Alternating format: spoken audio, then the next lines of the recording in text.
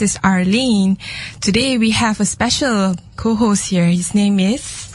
Hi, good morning everyone. I'm Teck Wyn. Teck Wyn. So Teck Wyn, where are you from? I'm from Selangor. Quite proud to be born and raised in Selangor and living in Selangor. Oh, that's cool. I'm from Selangor too. So, being a Selangorean, later on we will have a blast from the grassroots where he will share his knowledge in terms of conservation and environment, especially in relations to his work in forestry, I guess, right? Yeah, I'm looking forward to tell a bit about what special treasures we have in Selangor in terms of forest and nature. Yeah, definitely Malaysia is rich in treasures. But moving on to our first segment of the day, which is the newsmaker. So the first piece of the news is a Malaysian news. Again, it's on the MH370. On today's online, Najib said he did not say the jet crash. So the news that was written said that Mr. Najib said, based on data provided by satellite company Inmarsat and the United Kingdom's Air Accidents Investigation Branch, AAIB, MH370 is presumed to have ended its journey in the Indian Ocean. It is said by the Defence and Acting Transport Minister Hishamuddin Hussein, who happened to be his cousin as well. So it is also being written that Mr. Najib merely mentioned that the data show the MH has flown along the southern corridor and its last position was in the middle of the Indian Ocean. So the question is,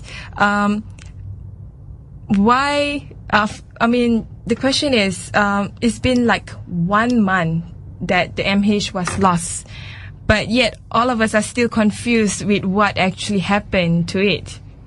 And I think you have your own view about this as well, right?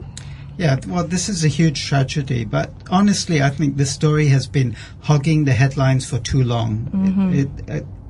The number of people affected is relatively small, and there's so many more important stories out there.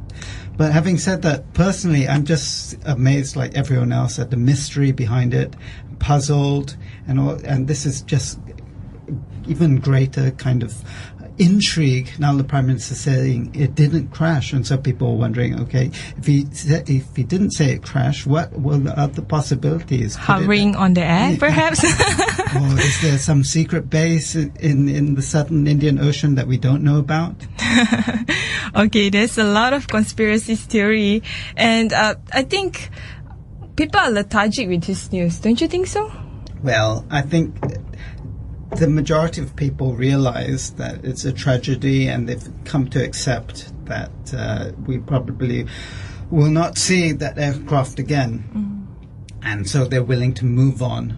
And the fact that so many of the big news channels, especially in Malaysia, are still remaining the focus on this aircraft, it really, we are missing out on so many more important stories, as I mentioned. That's true. The daily bread and butter stories. I mean, there's a lot of the crime rate is high, the corruption rate is high, and a lot of the bad things are happening in Malaysia, and we are not really talking about it.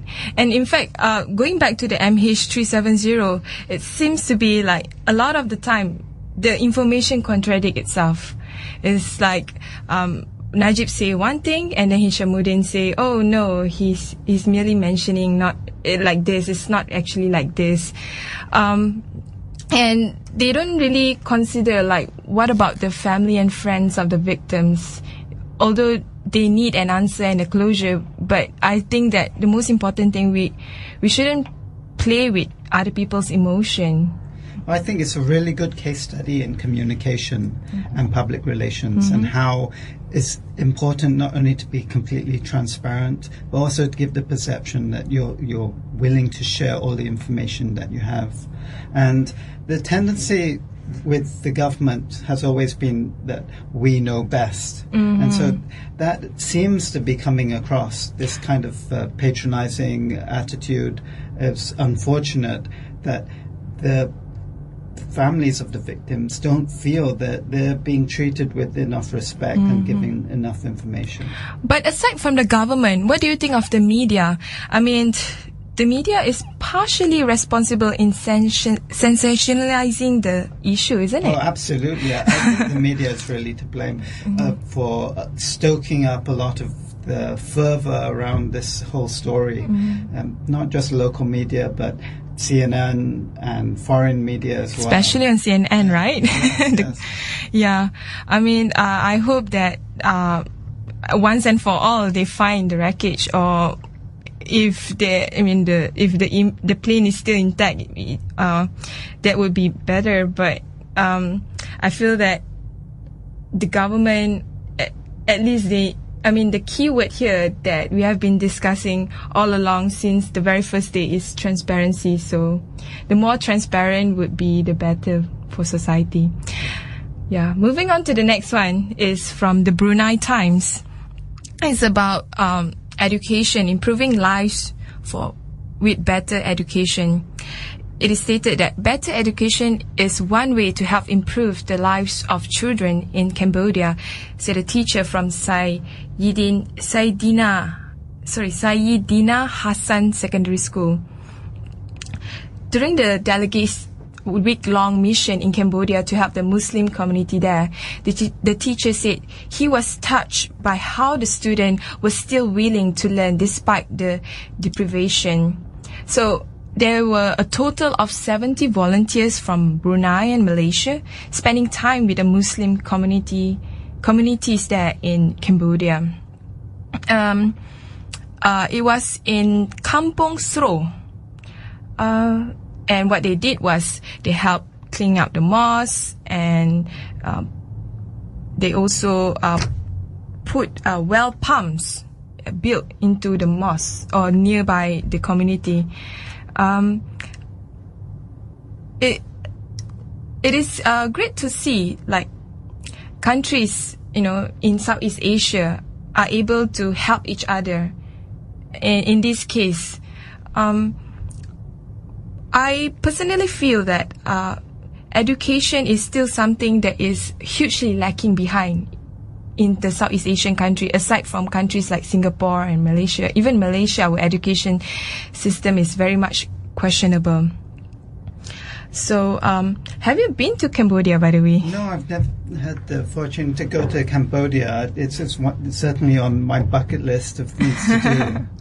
But the question of education is an interesting one, especially how it ties in with development. There's quite a few studies that have shown that the main thing to achieve family planning and to reduce population growth has been the education of women.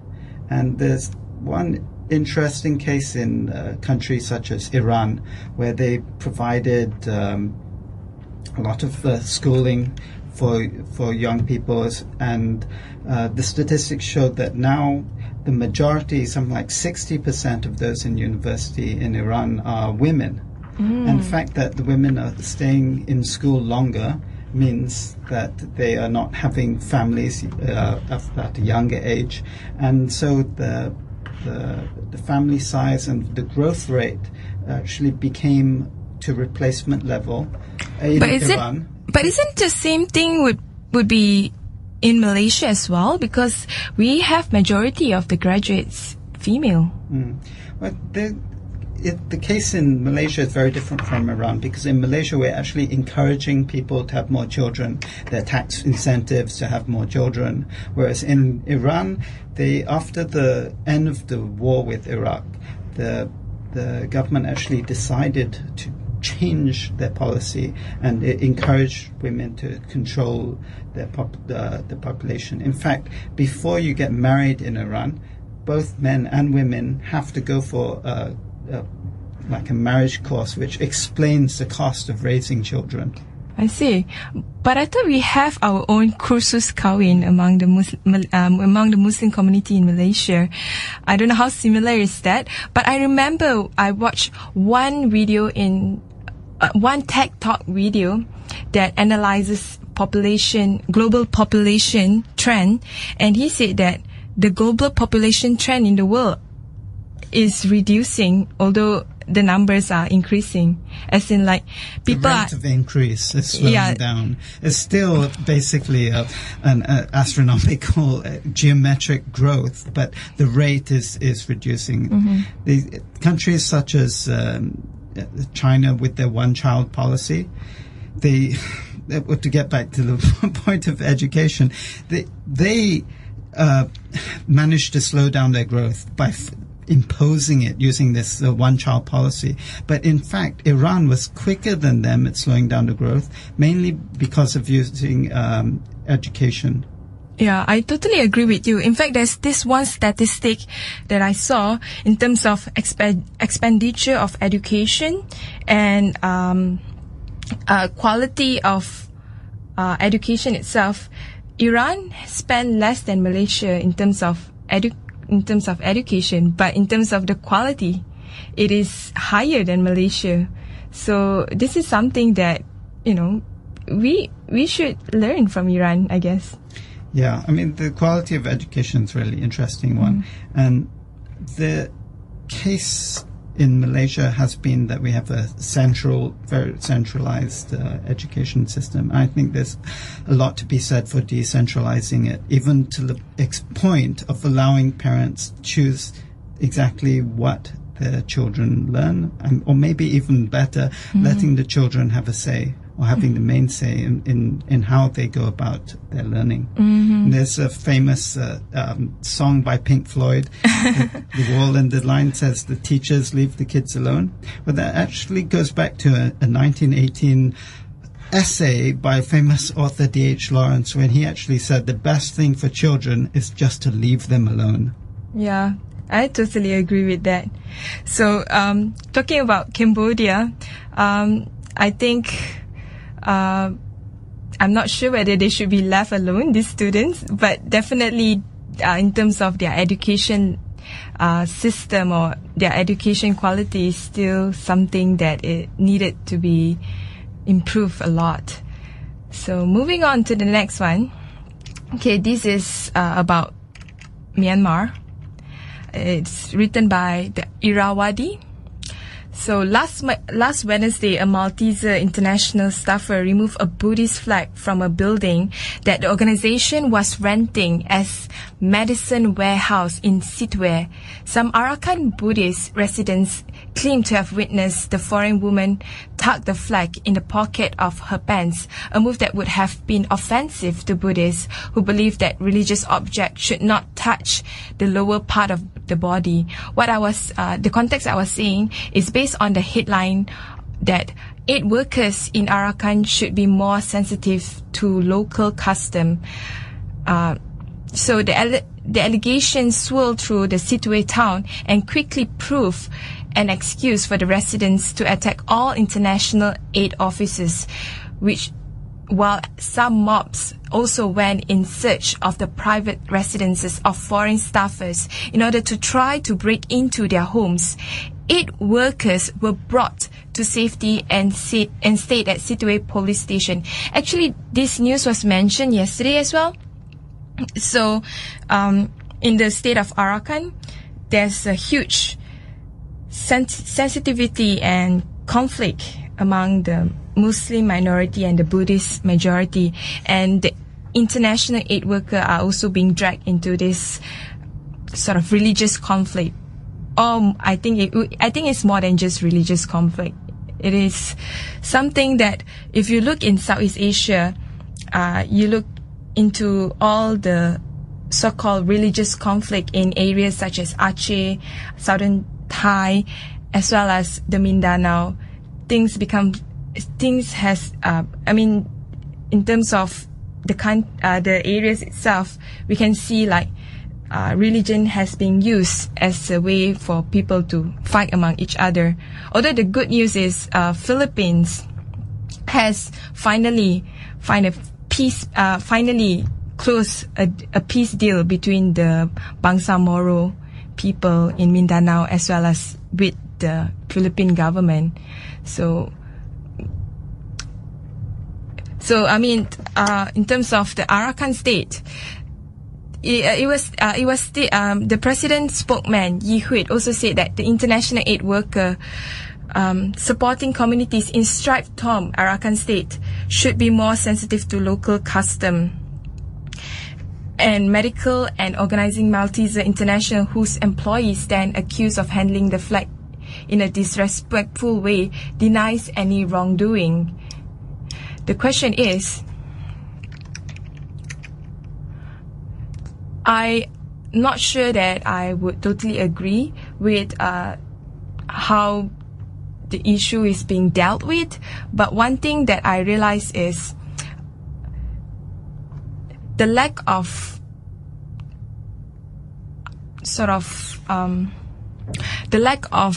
dialogue or interaction between these different communities, that even the international aid workers are being dragged in.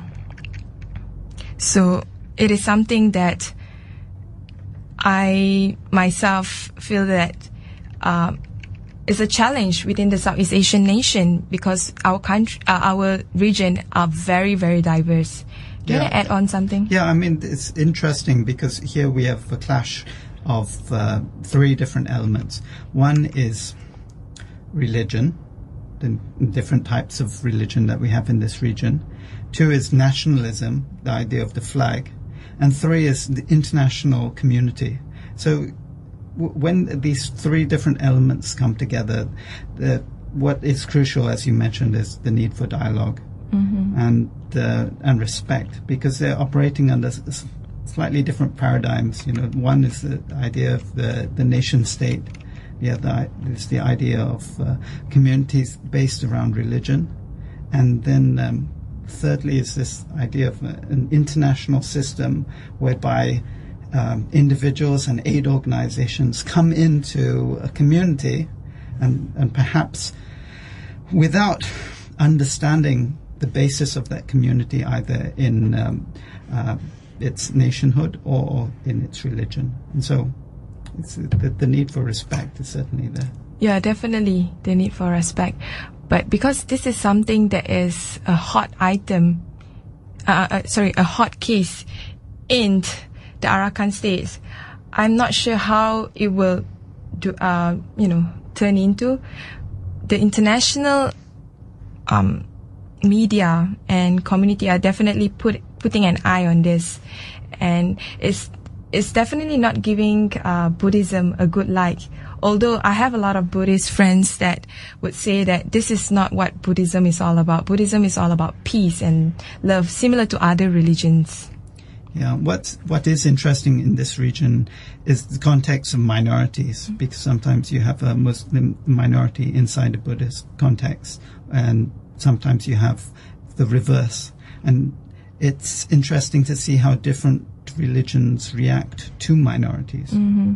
And the interesting part is Arakan is not the only area where you have Muslims. You also have Muslims within other areas as well. But the thing is, only in Arakan, where the Rakhine Muslim and the majority Buddhists there are not seeing eye to eye with each other. So this is something that is intriguing. Moving on is also from Irrawaddy. The Irrawaddy. Life goes on in Kachin camps, but the future is bleak. So internally displaced person, or IDP, are among the world's most vulnerable people. Unlike refugees, IDPs have not crossed an international border to find sanctuary, but have remained inside their home countries, even if they have fled for similar reasons as refugees, such as armed conflict, generalized violence, human rights violence. IDP legally remain under the protection of their own government, even though the government might be the cause of their fight. As citizens, they retain all their rights and protections under both human rights and international humanitarian law. So since mid-2011, there has been a long-standing ceasefire broke down. More than 100,000 people has been displaced, and more than half of those are living in camps like Hum Lun Yang, inside areas administered by Kachin Independent Organization, KIO, on the Burmese-Chinese border. So just to give a context about the provinces in Myanmar, Kachin is Arakan State and Kachin State are one of the many dozens of states within the within Myanmar itself. So for many, going home is like less and less likely. This has rarely been work of any kind of this internally displaced person to do since they fled renewed fighting between ethnic rebels and the government army. IDP really want to go home, but because of the political situation and the war, they don't dare to. We have our responsibility to look after them, said Tan Gun, the chairman of the camp's administrative committee. So in this case, it seems like internally displaced person, they have done nothing wrong, but because of the conflict of a certain group, they have to suffer. I'm not sure you're aware of the conflict in Kachin. No. So there are a lot of ethnic I would say ethnic conflicts, not just in Arakan state, but in different states in Burma. And because they are in the state of transition to democracy, more and more of this protests, this sort of conflict are being highlighted in the international media. In a sense, it is a positive thing because we now know more about what is happening in Burma, but at the same time, it is something that that could tear Burma apart if it's not being solved. Yeah, well, the majority of ASEAN has learned how to deal with diverse minorities within its borders. For example, in Indonesia and in Malaysia have managed to resolve some really terrible situations. If you think about Timor-Leste being resolved, and also in Aceh, the issue there being resolved, and hopefully Myanmar, as a member of ASEAN, will also be able to resolve some of these internal difficulties. But the thing is, right? In the ASEAN Charter, they have this provision stated that consensus but non-intervention. So they might work together if every country, agree to work together on certain issue. For example, like the Philippines. But when it comes to like areas, when it comes to ethnic conflict that a government that do not want ASEAN to come in, it will be hard for ASEAN as well. The issue in Myanmar will affect ASEAN's branding or image, but at the same time, ASEAN cannot simply just say, hey, we want to come in and help you. It's just not possible. Yeah, which is, I think, the right way to go, to respect the local right to self-determination. Yeah, that's true. So, and another case is also from the same newspaper.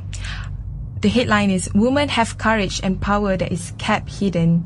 So, Zan Mar-Aung, 38 years old, is a prominent Burmese activist who was recently honored as one of the Young Global Leaders 2014 by the World Economic Forum. So, this person, a board member of the Yangon School of Political Science and founder of Rainfall Gender Study Group, is working to promote democracy, women's empowerment, and conflict resolution in Burma. That's impressive.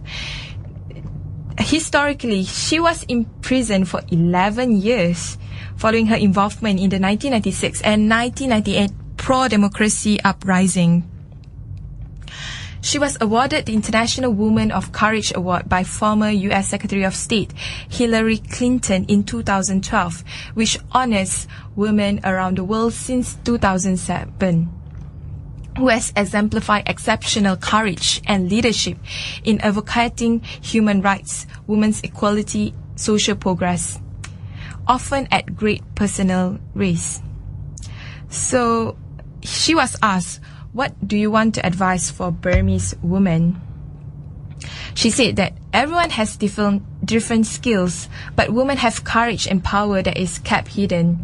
So I want to tell them not to keep it hidden and to show the power. So this power from each woman will be gathered as strength for both their individual lives and for the society. And I also want to urge the society, don't underestimate women who have such hidden power. Sometimes they act like they are protecting women, but actually they are overprotecting us, and that pushes women behind. So this is one of the positive news, I guess, that we have from Burma, aside from the two quite negative ones. What do you think of women in general? I love women. Now, one interesting point that she made is about the danger of overprotection, and I think it's true in general, not just with women, but that whenever you have a minority and you give them, you kind of corset them, you put them in a special position, then there is the danger that they do not learn to stand on their own feet. And it's the same with women. I think that women, if they are given challenges, they are able to meet those challenges, and as a result, will be stronger. I see. So do you agree with affirmative actions? Because when you talk about women being protected, usually not just in terms of gender, but in terms of community and race, they would use affirmative action in order to claim that, you know, they need protection, they are vulnerable, they still need some time to stand on their feet. And I think the same would be on the NEP, the National Economic Policy. So do you think affirmative action is a positive thing or not? I think it can be, but in very specific and restricted circumstances, and it must have a time frame on it. For example, if you have a minority that has been consistently persecuted for a long period of time and it's really been pushed down, then you can take targeted action to not so much help that minority, but to remove the barriers that are preventing the minority from being able to advance. And that needs to be done very carefully, because there is a very easy risk or huge danger of going too far and pampering the minority. So we shouldn't pamper the woman. So moving on with the next news. With anticipation, Rangoon youth prepare for Water Festival. So I'm sure a lot of us are aware of Water Festival is famously being celebrated in Thailand, but in Myanmar as well. It's a huge event.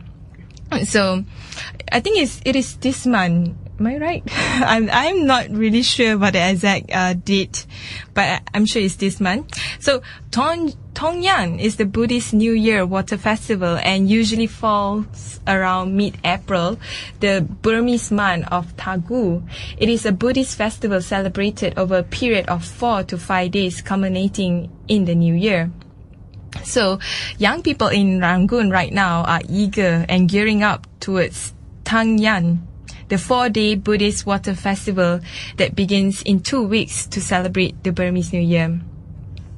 So this year it is expected to be bigger, and I happened to be in Myanmar a couple of weeks ago. They are already building like what do you call that, platform for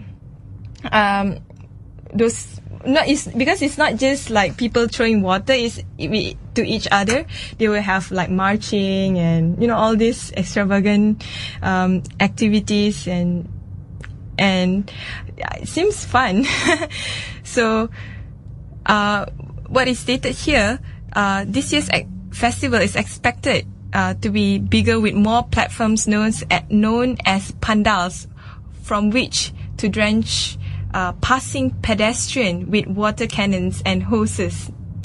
So they are going back, you know, reminiscing their childhood moments, I guess. It sounds really fun. I've never actually experienced it. Maybe we should do something similar here in Malaysia. Yeah, so people cool off, like, chill, man. Don't be so sensitive. especially given the hot weather recently. It'd be nice to excuse to throw water at each other. So they are celebrating this as part of their Burmese New Year. We could celebrate this, on Independence Day or on 16th of September. It's just a suggestion, but because I feel that sometimes we can be too uptight, as a nation in Malaysia. And learning from our neighbors would be, one step up. So this person called An Mian Pyo said that although organizing a pandal isn't profitable, I like the atmosphere that our pavilion creates. The place is empty at first, but when the festival comes, the pandal brings decorations and lights and people are dancing on stage. It's really amazing. Yeah, I can imagine that. So, yeah, it's not all bad in Burma. So moving on to the last piece would be by Phnom Penh Post, Ancient Cultures Slipping Away. So the Chong ethnic minority is one of the groups that falls under the umbrella identity of the Khmer Daeng, literally original Khmers. There are records of their presence in Cambodia as far back as the 13th century, according to the folklore. The people fled from troubled neighboring lowlands to trade in forest resources. Today, some 300 families inhabit 3 communes of Tomor Baing district in Ko Kong province near the Areng Valley. In recent weeks, Chong representatives have been in part a campaign to halt the constructions of a large-scale hydropower dams, the reservoir of which is expected to affect their ancestral home. So this is the case of development wiping out ancient cultures. I think this is not something new in Southeast Asia, especially in Malaysia. And you are working in not just in terms of environment, but also it sort of correlates with cultures as well. Yeah, one interesting thing that many people in Malaysia don't realize is that we do have Khmer minorities in Malaysia. Some of the Orang Asli group, such as the Negrito group in the northern part of Pahang and Kelantan and Perak, also fall within that umbrella. Can you explain more about the Khmer group? What they are? I mean, how they came about in Malaysia? Well, no one knows exactly how the Orang Asli, different Orang Asli groups came to Malaysia, but this one group is considered part of the Mon Khmer group generally in terms of their language. So linguistically, they studied their language and found out it's actually very similar to the language that is spoken by many groups in Cambodia. For example, one of the words in their language is Phnom, which means mountain. Oh. And that word gives us the name for a fairly large mountain in Pahang called Gunung Phnom. I see. Which is actually the same word for that's used in Phnom Penh. Phnom in Phnom Penh is also meaning mountain. Wow, I mean, this is something new. I'm not sure whether it's something that is published in any... Oh, it has been published, but it's certainly most of the mainstream does not really know that Orang Asli is so diverse. The Orang Asli groups are really speak many different languages, some of which are related to Malay, and some are more close to Cambodian. I see. So, I mean, on the second one, which is also related to the dam, is hundreds protests in Laos dam. So we move on to Laos. About dam is the 260 megawatt Don Shah Hong Dam is one of the 12 large-scale hydropower projects planned for the lower Mekong River basin. It has drawn strong criticism from rights group and local commune. So in a recent report about the dam, the WWF said that judging from the low standards of an environmental impact assessment of the project, the negative impact on millions of people could be severe. You come from similar, environmental background. What do you see out of this? It seems like growth and development is the key word in majority of Southeast Asian nation currently. Yeah, well, the thing about these big dams, and these are huge dams, this 260 megawatt dam, is that they are not met primarily for helping the local community get electricity.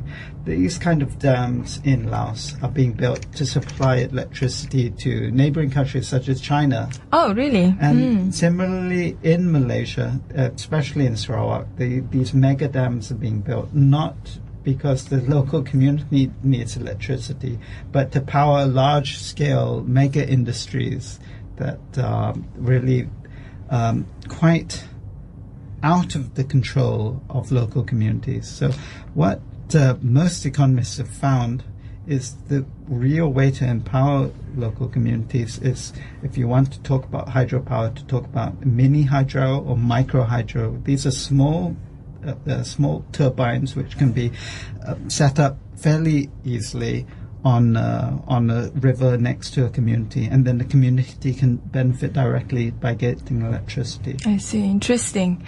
I think we will continue again about the discussion on conservation and environment later on in our next segment, Blast from the Grassroots. So this is all we have here for our news maker. Thank you again. How do I mention? Teck Wyn. Yeah, sorry. Thank you, Teck Wyn. We will talk again for our next segment.